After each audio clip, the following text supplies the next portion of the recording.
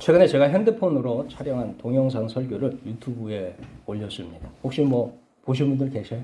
네. 안 보신 분들도 계시지만 어쨌든 유튜브를 사용할 수 있고 들을 수 있는 분들은 거기에 제가 오늘 드리는 예배까지 해가지고서 올리겠습니다.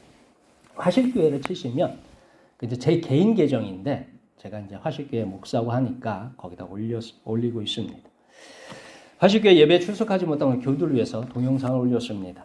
그렇게 올린 동영상 중에서 제가 전혀 모르는 어떤 분께서 깨알 같은 댓글을 달아주셨습니다.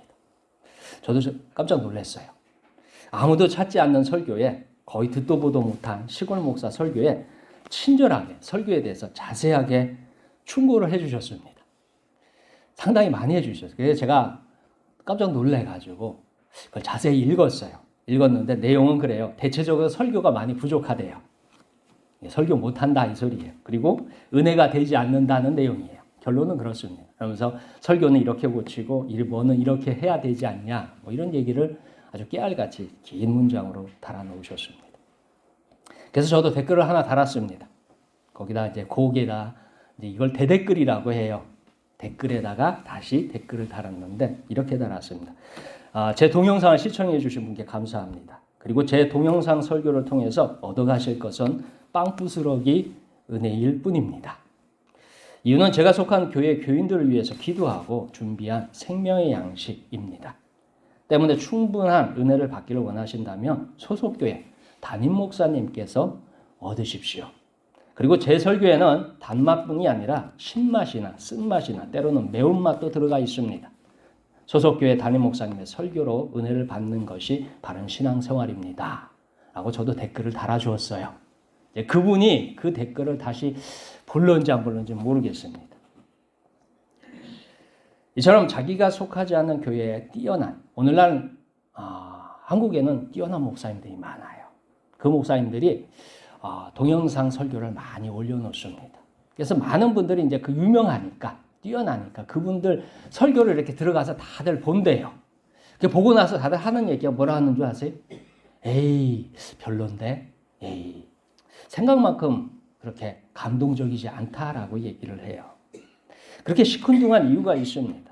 왜냐하면 그 목사님은 자기 교회를 위해서, 자기의 교회에 속한 교인들을 위해서 설교를 준비하기 때문입니다. 그래서 그 목사님 앞에 은혜를 크게 받을 수 있는 사람은 누구만 받을 수 있어요? 그 교회 목사님들이 은혜를 받는 겁니다. 그래서 다른 교회에 속한 성도들이나 기독교인들은 그 목사님 설교를 들어봤자 그냥 빵부스러기 은혜에 불과할 뿐입니다. 이것이 설교가 가지고 있는 아주 특수한 면입니다. 오늘 성경 예수님께서 십자가를 지기 전에 유언처럼 하신 말씀입니다.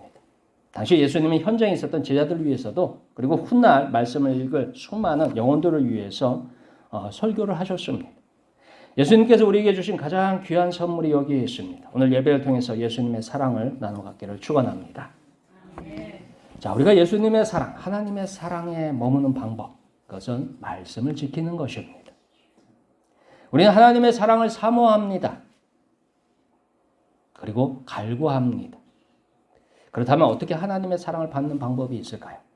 나는 하나님의 사랑받기를 그렇게 간절히 원하는데 하나님 나를 사랑해 주세요 하면 그 사랑을 받는 방법이 있더라 하는 것입니다. 오늘 말씀은 간단히 설명합니다. 바로 하나님의 말씀, 주님의 말씀을 지키면 하나님의 사랑 안에 살아갈 수 있습니다. 우리 다 함께 9절에서 10절까지 말씀 읽겠습니다. 9절에서 10절까지 말씀 함께 읽겠습니다. 시작. 아버지께서 나를 사랑하신 것 같이 나도 너희를 사랑하였으니 나의 사랑 안에 거하라. 내가 아버지의 계명을 지켜 그의 사랑 안에 거하는 것 같이 너희도 내 계명을 지키면 내 사랑 안에 거하리라. 아멘. 오늘 말씀은 상당히 오래전부터 준비한 설교입니다. 마지막 떠날 때 어떤 설교를 할까?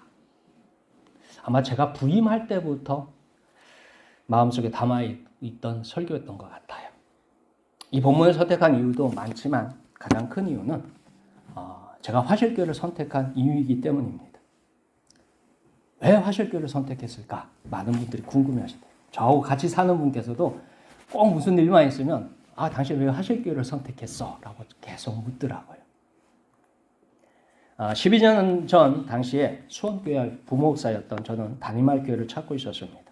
여기저기 이력서도 많이 제출했고요. 당시 천안장로교회에서 3주째 설교를 하고 있었습니다. 수원교회에 그 원로 목사님 계셔 윤기성 목사님께서 소개로 천안장로교회 설교를 다니고 있었습니다.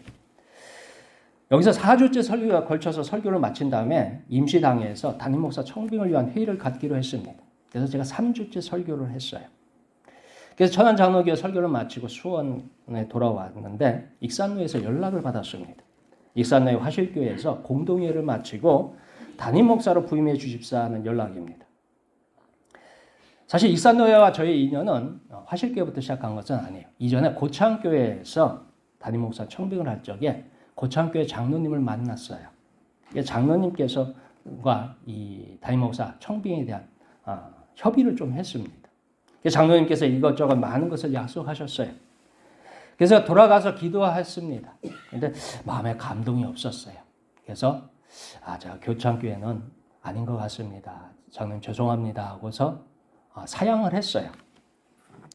사실 고창교회 저희 이력서를 전달하신 목사님께서 그때 생각이 너무 아깝다는 생각이 들었대요. 그래서 화실교회에 저희 이력서를 다시 넣으셨습니다. 그리고 화실교회는 공동회를 했습니다. 정당한 방법은 아닙니다. 왜냐하면 저하고 일단 만나고 여러 가지 협의를 해야 됩니다. 교회에서 목사님 처우에 대해서 그리고 예배에 대해서 목회에 대해서 협의를 거쳐서 저희 허락을 받고 난 다음에 공동회가 가능합니다. 제가 이제 공동회를 해주세요라고 요청을 해야 공동회가 가능합니다.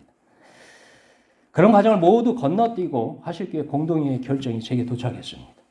저도 도착을 받고서 깜짝 놀랐어요. 화실교회는 나도 모르는데 만난 적도 없는데 무슨 공동회일까 했어요. 당시 천안장로교회는 규모가 있는 교회로 장로님들도 여러 분 있었습니다. 그리고 장로님께서 제게 그런 말씀을 하셨어요. 목사님, 익산로의 화실교회를 포기하시고 저희와 함께 하시죠라고 말씀을 하셨습니다. 제가 이제 그때 선택의 기로에 섰어요. 그래서 이제 그때부터 기도하기 시작했습니다. 한 3일, 4일 계속 기도를 했어요. 그런데 그때 하나님께서 제게 떠오른 생각이 있습니다. 제가 처음 하나님의 부름을 받았을 적에 저희 가족은 커다란 문제를 안고 있었습니다. 한마디로 해서 망했어요. 가족이 다 망했어요. 교통사고로 어머니는 3년이 넘도록 병원 치료를 받고 있었습니다. 치료비가 없어서 나중엔 집에서 그냥 누워 계셨어요. 그리고 교통사고에 대한 재판을 3년 동안 계속하고 있었습니다. 바로 아랫동생은 귀신이 들려서 정신이 오락가락하고 있었습니다. 그래서 본교회, 우리 고향교회 담임 목사님 와가지고 그 속에 귀신한테 놀래가지고 도망갔어요. 혼났어요. 사람 생각을 다 읽어버리니까요. 뭐 했던 거, 숨어서 뭐 했던 거까지 다 나오더라고요. 그래서 놀래가지고 도망갔어요. 그런데 고향교회 장로님께서 저희 가족을 찾아와서 은혜가 되지 않은 교회에 나오지 마십시오라고 하셨습니다. 저는 그 소리를 듣고서 많이 울었습니다. 그리고 하나님께 따졌습니다. 제가 이런 교회를 위해서 목사가 되어야 합니까? 저는 목사를 하지 않겠습니다. 세상에서 깨어지고 무너지고 파손한 영혼을 교회는 끌어안고 세우고 살려야 하는데 도리어 망하니 쫓아내는 교회를 위해서 헌신할 용기가 없습니다. 그렇게 기도했습니다. 그러자 하나님께서 응답하셨습니다. 그래서 내가 필요하다라고 하셨습니다. 그 생각이 떠올랐습니다. 화실교회를 놓고 기도할 적에. 그래서 다시 전화했던 목사님께 딱 하나만 물어봤습니다. 화실교회는 어떤 교회인가요? 그 목사님의 대답이 간단했습니다. 너무도 작고 문제가 많은 교회입니다.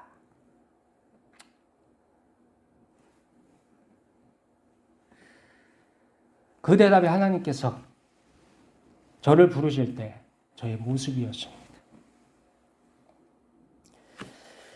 아마도 여러 목사님께서 원하는 그러한 교회, 그럴듯한 교회였다면 저는 화실교회를 선택하지 않았을 것입니다. 너무도 작고 문제가 많다는 그 말씀에 제가 화실교회를 선택했습니다. 참으로 여러 일이 많았지만 어찌저찌 이끌어서 여기까지 왔습니다. 그럼에도 화실교회는 여전히 용서하지 못하는 미움과 원망이 여러 가지 모습으로 계속해서 바꿔서 나타납니다. 그 모습에 너무도 마음이 무겁습니다. 다만 제가 모든 면에서 부족했음을 시인합니다. 그러나 여러분들에게 부탁을 드리겠습니다. 서로 용서하시고 사랑하시기를 축원합니다. 다시 한번 부탁하는데 그래도 서로 사랑하십시오. 제가 마지막으로 모두에게 당부한 말씀이 있습니다. 사실 올해가 시작되기 전 80개를 놓고서 예수님께 많은 기도를 했습니다.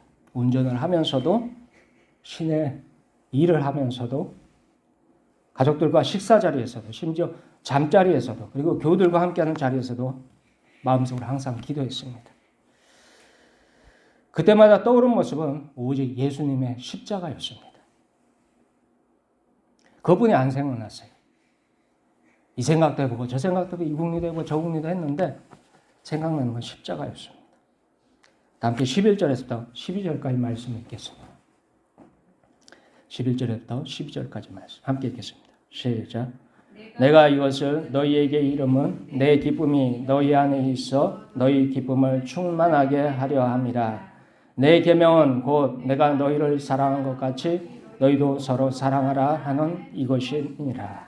사실 저희 목회에 대해서 못마땅해 하는 분들이 계십니다. 아마도 제 설교가 단맛만이 아니라 신맛도 나고 쓴맛도 나고 매운맛도 있기 때문이 아닐까 그렇게 생각합니다. 그럼에도 어떤 원망도 하지 않습니다. 주님의 십자가가 벌써 몇 달째 마음속을 떠나지 않고 있습니다. 예수님은 십자가를 지면서 어떤 생각을 하셨을까? 오늘 요한복음 15장은 예수님이 십자가를 지시기 전에 마지막으로 제자들과 함께 모여서 거기서 가르치는 내용입니다. 13장부터 19장까지 있어요. 19장에 예수님이 십자가를 지시죠. 예수님도 십자가를 두려워하셨고 고통스러워하셨습니다. 그럼에도 십자가를 지신 이유는 제자들을 사랑하기 때문입니다. 온 세상을 사랑하셨기 때문입니다. 심판받아 죽어가는 모든 인생을 사랑하셨기 때문입니다. 마치 부모가 자녀를 위해서 희생하는 것처럼 예수님도 세상을 사랑하셔서 십자가를 지셨습니다. 사실 우리는 입으로 사랑을 쉽게 말합니다. 그러나 마음을 다해서 삶을 다해서 사랑을 표현할 수 있는 사람은 소수입니다. 하나님 우리에게 가족을 주셔서 특별히 자녀들을 주셔서 사랑을 알도록 하셨습니다. 가족을 통해서요. 자녀들을 통해서 기쁨도 슬픔도 괴로움도 느끼도록 하셨습니다. 근데 이 기쁨과 슬픔과 괴로움에 근거가 있어요. 이 감정은 모두 사랑에서 시작한 것입니다. 사랑하기 때문에 기뻐하고 사랑하기 때문에 슬퍼하고 사랑하기 때문에 괴로워하는 것입니다. 이것을 가르쳐 주신 이유는 간단합니다. 하나님께서 이처럼 우리를 사랑하신다고 가르치고 싶어 하십니다. 그리고 저는 마지막으로 교회를 위해서 기도하고 부탁합니다. 서로 사랑하십시오. 이것을 위해서 필요한 일이 서로 용서하십시오. 지금까지 교인들 간의 원망이나 미움은 저에게 하시고 교인들을 서로 용서하시고 사랑하십시오. 서로 사랑하기에도 이 땅의 삶은 짧습니다. 사랑하기에도 부족한 시간입니다. 거기 미워하고 원망하기에는 너무너무 아까운 시간들입니다. 지금 제가 떠나는 것은 하나님의 계획이 여기까지이기 때문입니다. 누군가의 어떤 의도나 행동으로 말미암은 것은 아닙니다. 사실 몇 년 전에 떠날까를 놓고서 하나님 앞에 기도를 많이 했어요. 근데 주님께서 제게 찾아오셨어요. 그때 여기 부임하고 처음 주님께서 찾아오신 모습.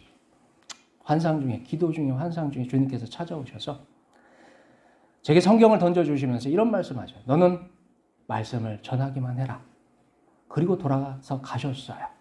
그래서 제가 기도하는 내용이 아니지 않습니까? 하면서 그래도 말씀을 전하면서 여기까지 왔습니다. 주기도문에 이런 말씀이 있습니다. 우리가 우리에게 잘못한 사람을 용서하여 준 것 같이 우리 죄를 용서하여 주옵시고 라는 부분이 있습니다. 우리의 모든 문제는 하나님의 사랑 안에 들어가면 해결됩니다. 그 사랑 안에 들어갈 때 항상 마지막에 하나님을 사랑하느냐 묻습니다. 하나님의 사랑을 우리는 간절히 바라고 간구합니다. 그 사랑 안에 들어갈 적에 하나님께 우리에게 물어요. 너가 나를 사랑하냐? 너가 하나님을 사랑하느냐? 묻습니다. 이것은 다른 말로 내 이웃을 사랑하느냐 하는 의미입니다. 우리가 하나님 안에 사랑 안에 들어가려면, 주님의 사랑 안에 들어가려면 형제를 먼저 용서해야 합니다. 이웃을 용서해야 합니다. 심지어 원수라도 용서해야 합니다.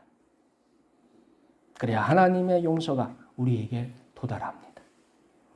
그리고 하나님의 사랑이 우리를 온전하게 덮습니다. 사실 변명 같지만 제가 누구도 원망하지 않는 이유는 주기도문의 말씀이기 때문입니다. 저도 다음 교회에서 목회를 계속하려면 여전히 하나님의 은혜 안에 머물러야 합니다.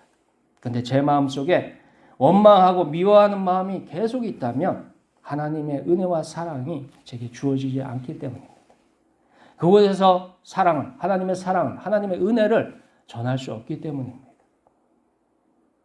그래서 하실교회 모든 것을 용서하고 여러분을 사랑하고 떠나기로 했습니다.